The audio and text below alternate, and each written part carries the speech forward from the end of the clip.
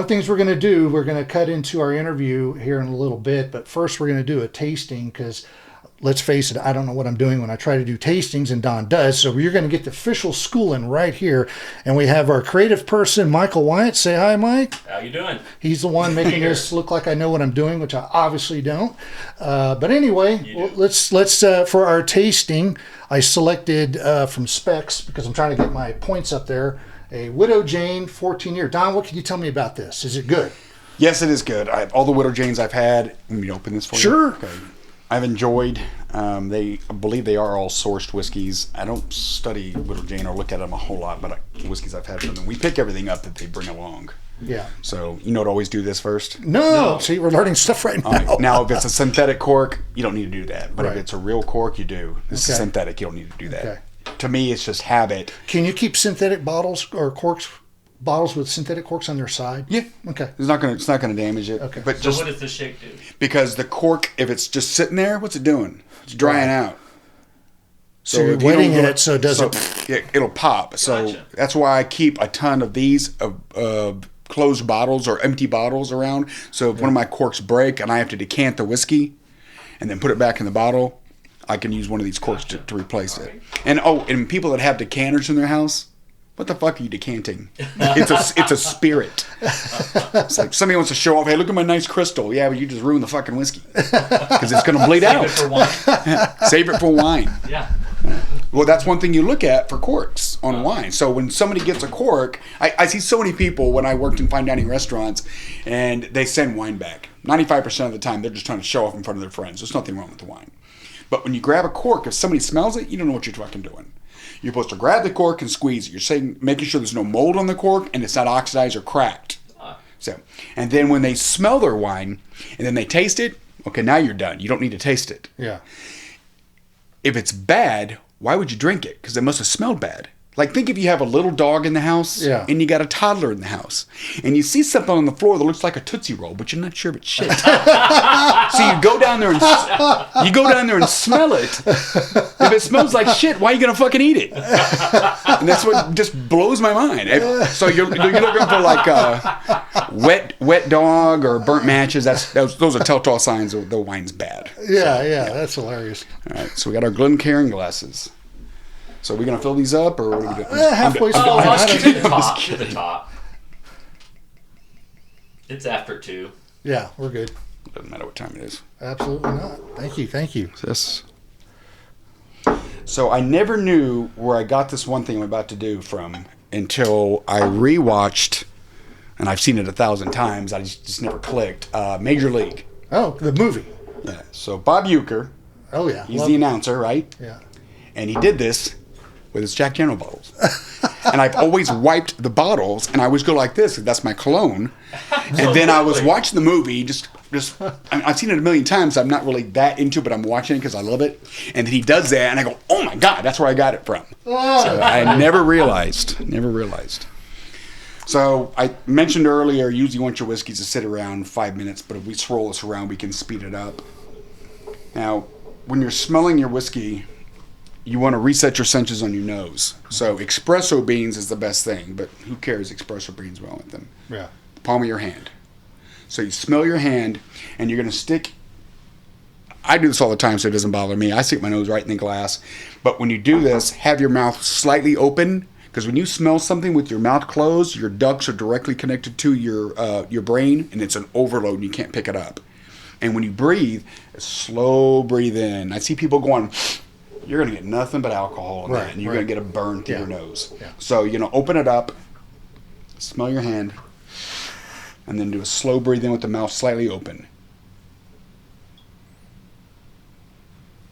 That's already opening up a little bit. And then when you take your first taste, you're going to take a small one, and it's going to go straight back, just swallow it immediately. And then come back, and you're going to take a bigger hit, and that doesn't mean slam it. Just take a bigger mouthful, not a mouthful, but a bigger hit on it. Slosh it around your mouth, get it in your soft palate. When you're ready, swallow, breathe through your mouth, and then out through your nose. Side your palate, and start salivating real hard. So you can taste everything on your palate, but your dominant areas are sweet and salty in the front, sour in the sides, bitter in the back. I always said, you go to a beer tasting and they have spit buckets like wine does, turn around, walk the fuck out because they don't know what they're doing. You have to swallow beer to truly appreciate it. Because what's in beer? Hops. What is hops? Bitterness, preservative of beer. You have to swallow a beer to really pull it all in. Yeah. Yeah.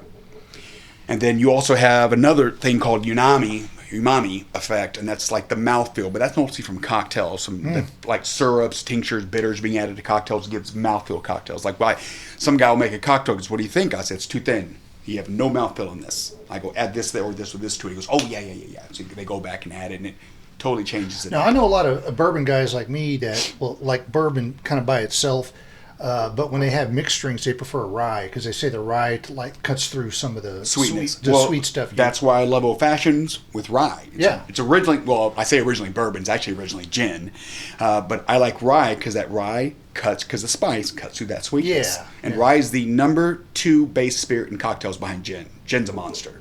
Yeah, gin's in almost everything. Can you talk to us about the legs? Yeah. And I learned about legs as I led a wine event for the chamber for several years, and I was taught about that. But how does that apply in bourbon? The slower the legs, the lower the alcohol. So I'm sorry, the higher the alcohol. So you're looking for the length of the legs coming down, how fast they're coming down. Mm-hmm.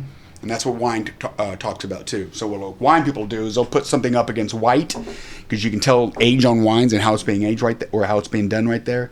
This whiskey does not really have anything like that, but I do it just to look at the color a little bit more in contrast, because the rest of the room is dark and you want to see how dark your whiskey really is and come down to it.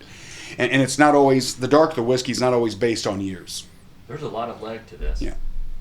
It's just a big whiskey. This is 49%? What is this? And you don't always see, like, 49.5 Woodford, and I don't see the legs on Woodford like this. It's there.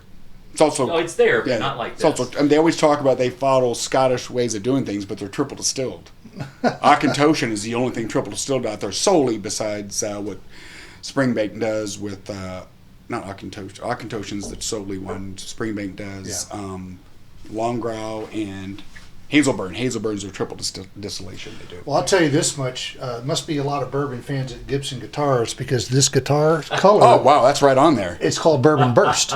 Bourbon Burst? It's called Bourbon Burst. That's the color of the guitar. That's why when I bought it. Oh, that's nice. Right I didn't know. To the edge. That's pretty cool.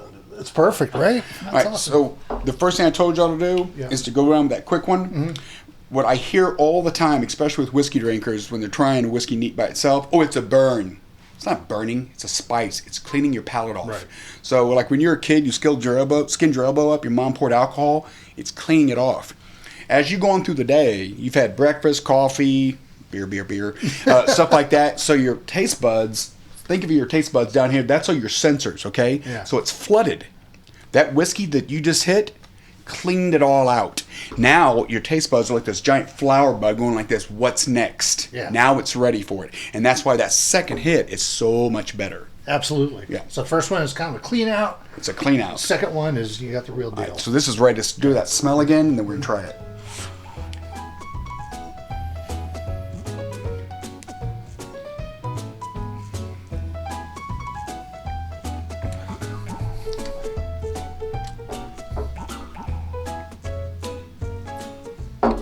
God, that's even with just that's tasty. Good Lord. That is good.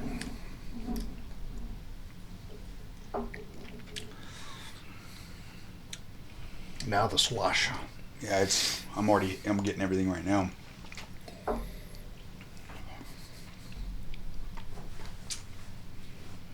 That's good. Got to get the effect for the That is for the very casting. good. Oh boy, I had this. So Cher's and I anniversary back in February. We went to La Cantera at Perry's, and I said, "Let's stop by Rock and Rye on the way back." I walk in, and there's Don, like he's waiting for me. It was amazing, and he was gracious enough. Well, the first thing I said, "Give me 2 of the best $50 bourbons you got in here, and I'll let the bartender decide." Right? Yeah. That's one of the ones he brought over. The other one was good too. Just didn't. Not like What that. was the other one you had? I Do you really remember? couldn't remember, man. I never even seen it before. I don't even know If what you it have was. too many whiskeys, you're not going to remember anything. And then Don was gracious enough to give us a pour of Michter's 20 year.